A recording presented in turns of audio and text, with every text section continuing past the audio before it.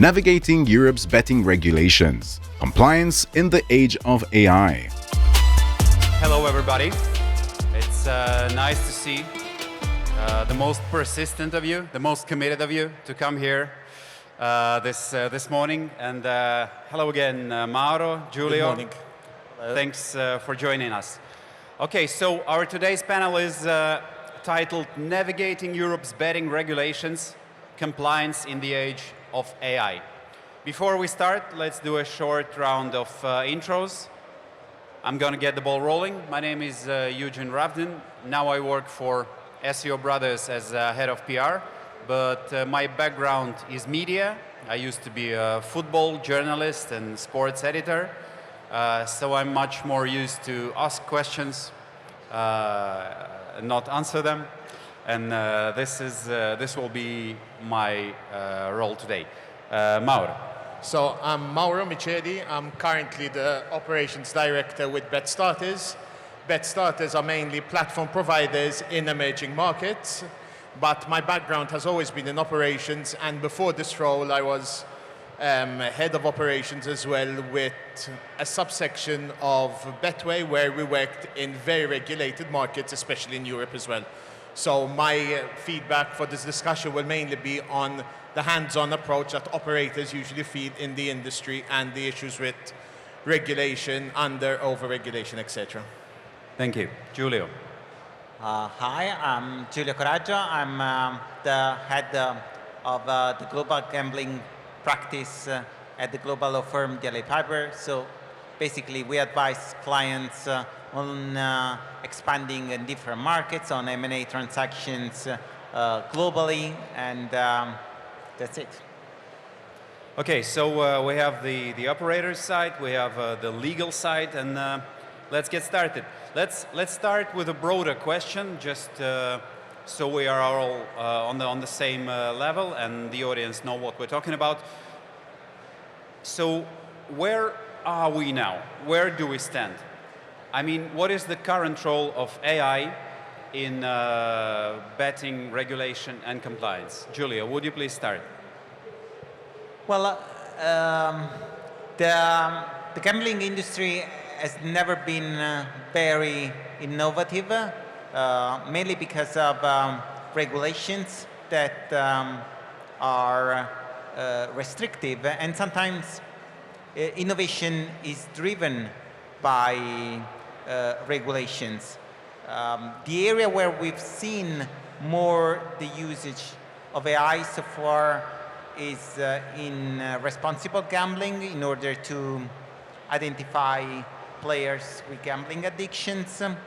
But the potentials are limitless, for instance, in relation to marketing initiatives. But then the problem for operators is to find the right balance between exploiting artificial intelligence and avoiding any sort of over exploitation, which might trigger a sort of abuse of the potential weaknesses of players, fostering gambling addiction. So on the one hand, AI can help to protect players.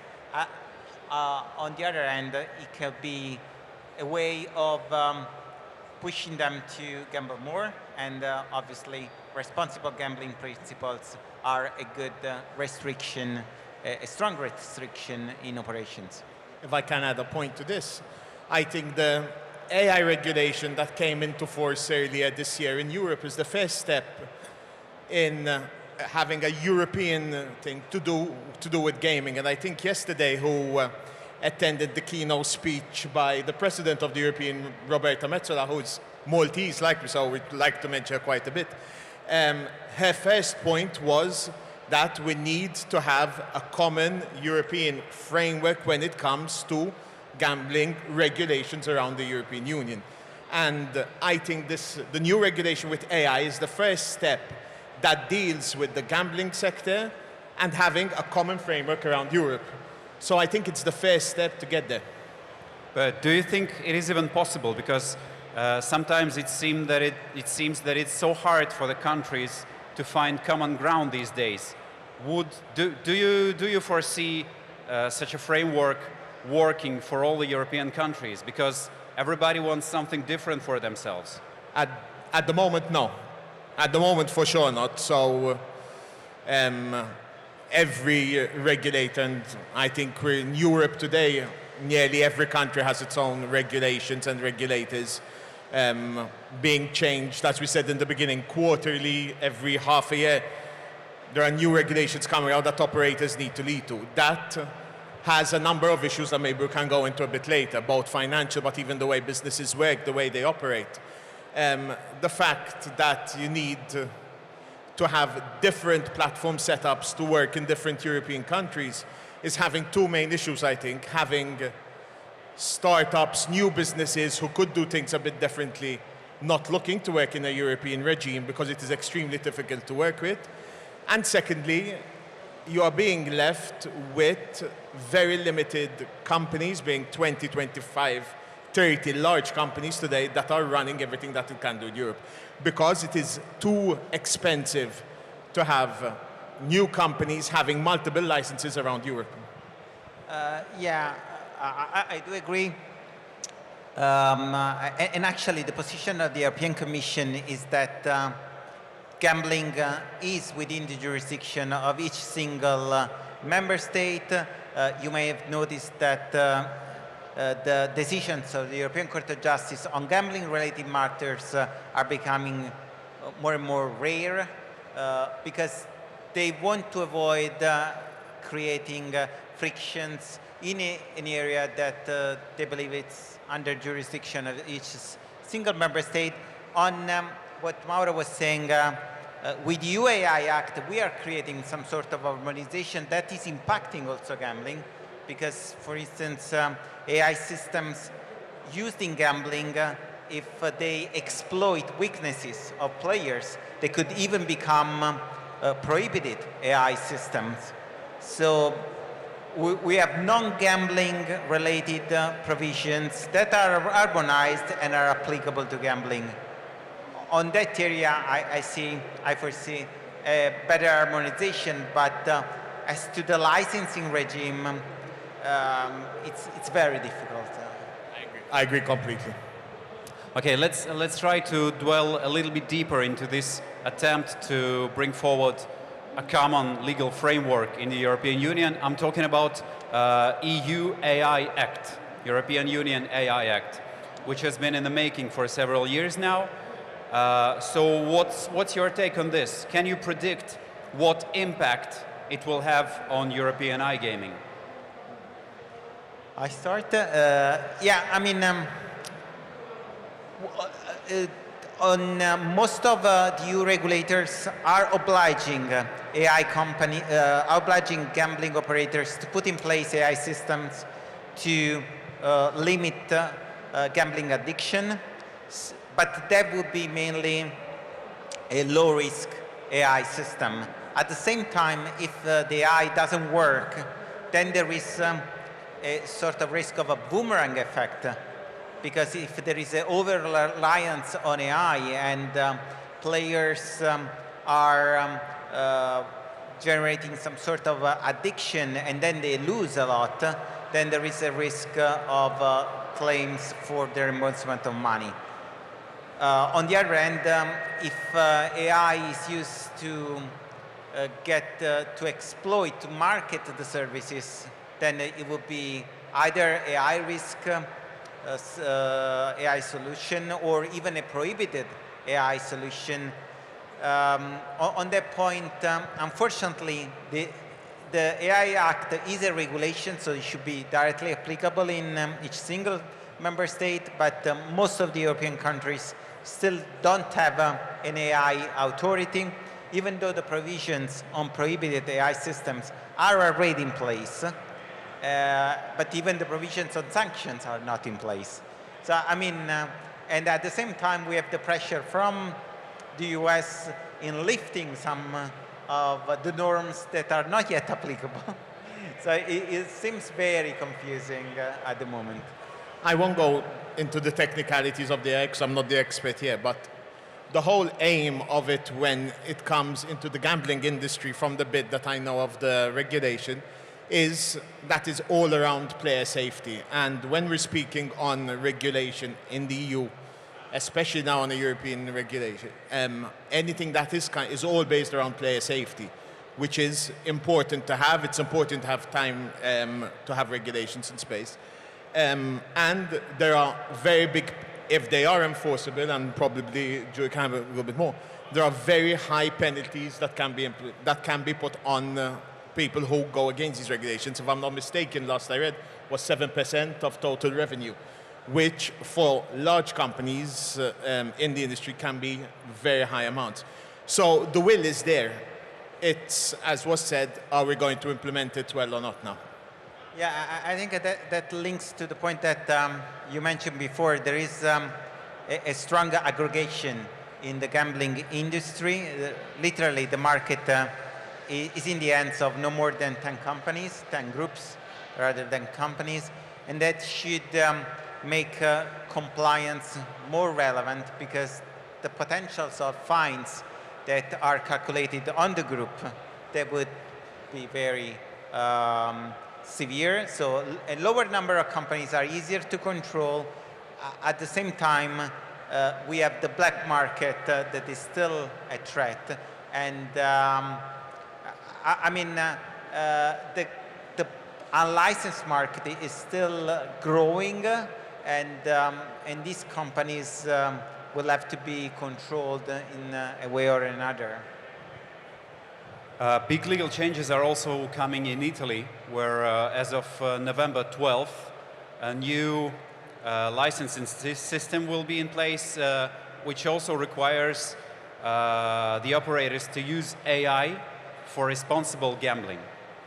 How will that work, and how would that shape the dynamics of the industry, apart from the fact that you mentioned that there's now a much lower quantity, a much lower number of the operator brands in place? What else? Well, it is true. On the 12th of November, the new regime will become applicable. It's also true that the technical requirements under the new regime will become applicable after 6 months. So probably on the 12th, no much is going to happen. What is going to happen with the new technical rules is that this is going to be part of the requirements to be met. The way AI will have to be implemented in the operations is still gray, because apart from the reference to the usage of AI for responsible gambling, the regulations don't go much deeper than that. Obviously, if you use AI and that AI is a generative AI system, you will have the provisions of the AI Act to comply with. But what is sufficient to reach the threshold under the new regime is still unclear. I do believe that the regulator, on the one hand, wanted to have the provision open and flexible to avoid that it was becoming too burdensome for operators, especially small operators. At the same time, probably there wasn't a full understanding of the potentials and how in practice it had to be implemented. So what shall I do with AI? The risk scoring, shall I monitor any activity that players do on the platform, or shall it be part of like AML checks? Shall I monitor the source of funds of players? I mean, responsible gambling and AML checks are in some way interconnected. I think, let's be clear, I think it's common, it's known, everything or most of the platforms available out there all use AI for one thing or another anyways. If you're doing your, as we said before, the AML, KYC checks, ensuring the funds from where they're coming in, all these are done to get the results that we need as fast as possible. It is all done through AML. So it's all done, through AI. and we are doing it, and it is being done by everyone today. So yes, the regulation is important to have. The issues when it comes to regulations, like when there are in Italy, is when you set, I think, thresholds too high.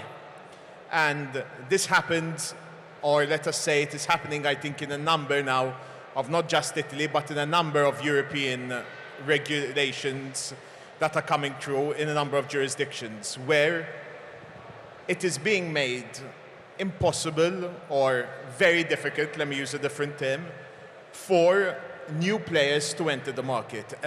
If we take Italy, for example, where up till last year, I believe, where there were around 90, 100 operators working, if not more.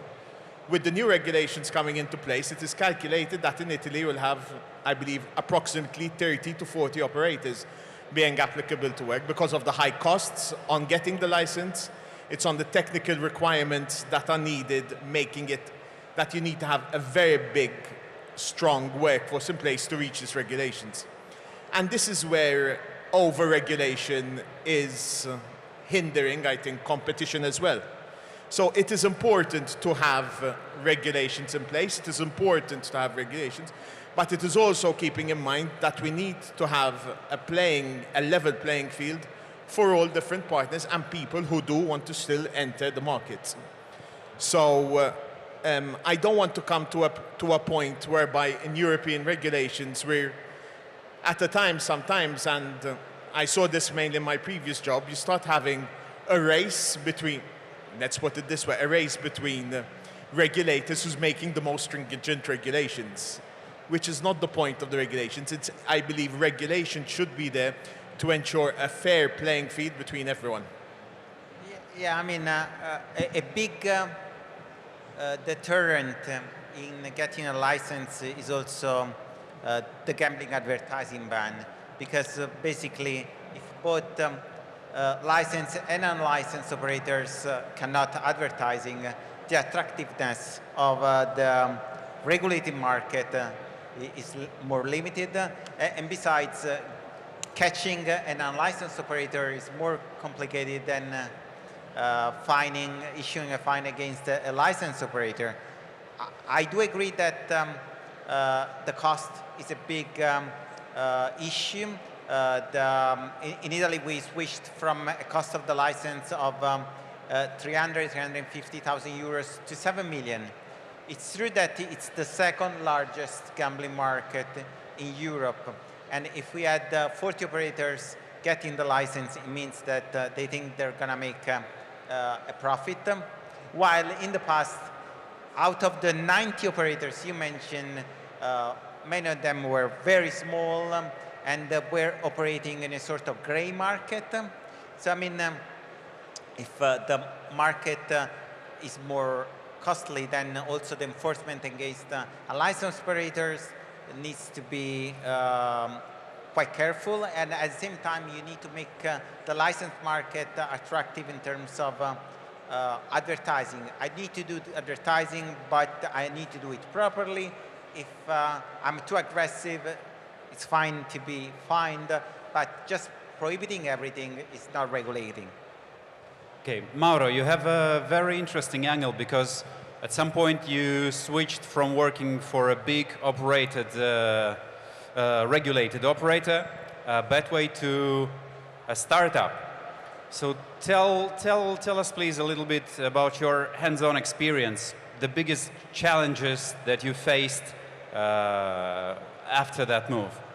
So I think coming from the Betway side of things is having continuously teams of people working on ensuring that you always remain compliant.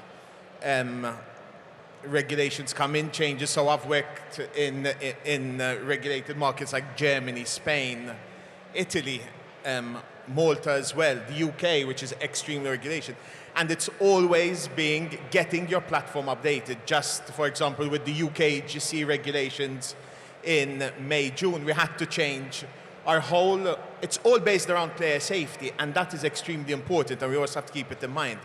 But for example, having to change our whole platform setup Two, because of how you market. Where before you could, when you go on the platform, you choose if you want to have email, SMS, or calls. Now in the UK, for example, they added another step whereby you choose if it's for casino, if it's sports book, if it's lottery. It's lottery for. And it might seem simple out there, but it takes a lot of work to be done on the platforms and at the back end, and to have the data systems in place to ensure you remain compliant. Because all you need is one complaint from someone to the regulator, and the fines and costs are big. Today, now I've moved to a much smaller company. We work mainly in emerging markets, and while you still, and I still do ensure that we are completely required to regulation, to player safety, to AML checks, to KYC, to ensuring source of funds. Those are key imperatives that, for me, in any business or in any operator you're with, are things that you need to have and that you need to ensure that you are doing, because it also works on the reputation of the business that you are with. But not having so stringent regulations in the markets where we are working in, so we are at the moment working in emerging markets, mainly in Africa and also in LATAM, Liberia, Nigeria, Mozambique, Peru, Chile, in these countries, whereby you can have a limited flexibility as well, whereby with a platform that is compliant to certain minimum regulations, you can go there, you can operate, and you can compete. And it is a free market. We will never be a Betano, a Bet365, for example, but the market is there to compete anymore. It does not hinder competition coming in from new players. And I think this is where what bothers me the most in being over-regulated, that it is making it not impossible, but very difficult to compete. And I think it is the way that most startups, most businesses are looking for.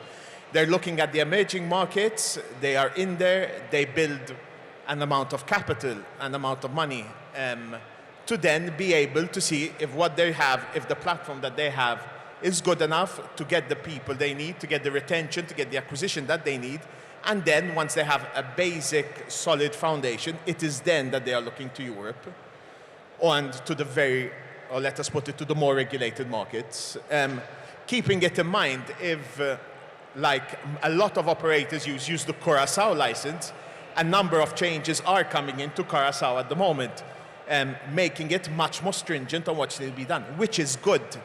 It is important that these markets and these regulations keep being updated. So let us keep in mind. So even these licenses, Curaçao, Anjouan, Kanawaki, are licenses that are being updated currently and are making it not as easy, let's put it this way, to have. I agree that these emerging markets are becoming very attractive. Regulations are not mature in those countries, but they still have the minimum that allows to protect players. Maybe in Europe we should kind of learn how to make regulations more competitive, kind of limiting some barriers. In the past we've seen some joint agreements between regulators in setting similar parameters or in mutual recognition of technical standards. We haven't seen that anymore recently. And as we mentioned at the beginning, there isn't any possibility of having a single gambling regulation across Europe. But to make Europe more attractive, we should work on consistency. And Africa is a great opportunity where I can see that there are some consistencies between one country and the other. So we are probably, because they are building regulations. Yeah.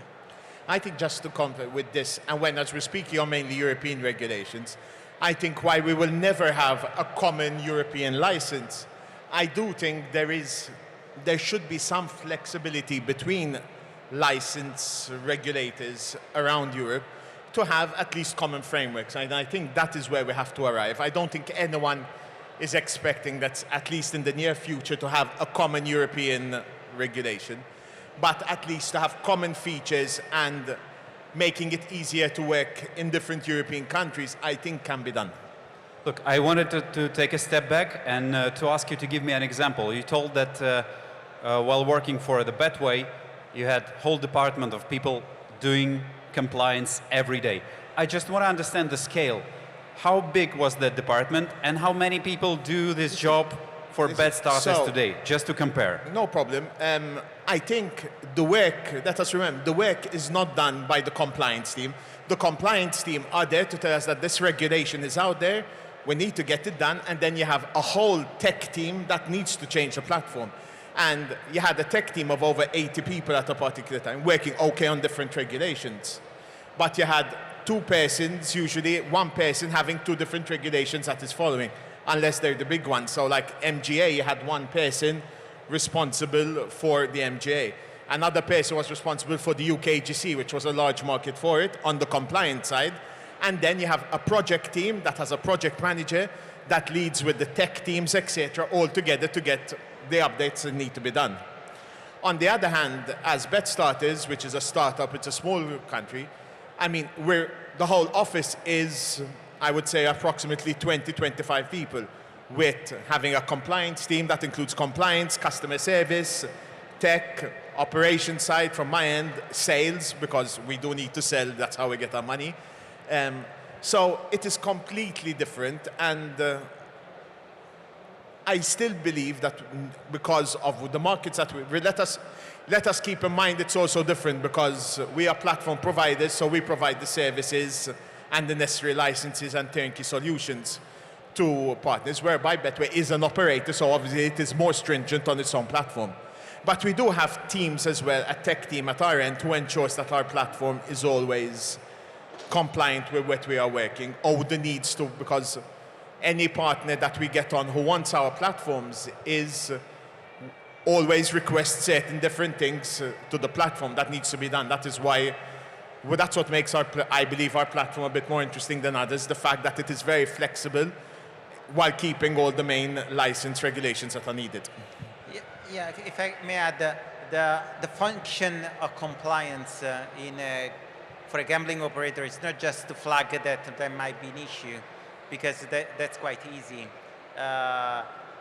Before this session, we spoke about prediction markets, and so the value added that compliance can give is to adapt, to see how regulations can adapt to new products. Like prediction markets are basically not regulated in any jurisdiction worldwide, and so we are advising clients on how they can fit within the framework of their jurisdiction, because probably the US version of prediction markets is cannot be copied and pasted.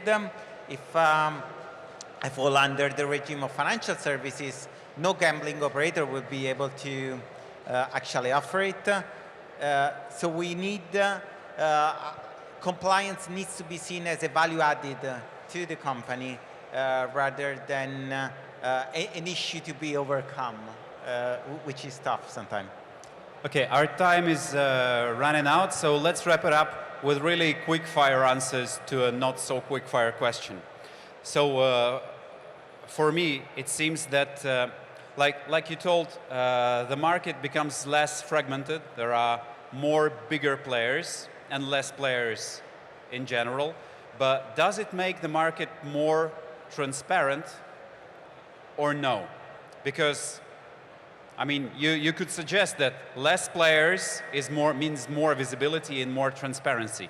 Is that really so?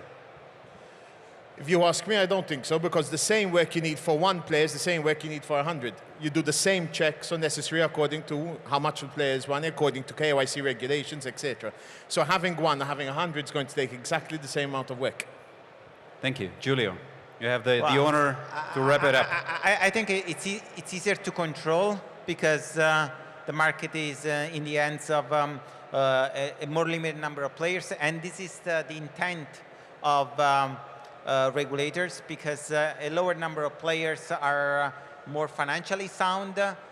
You don't have any more cases where the money of players all of a sudden disappear.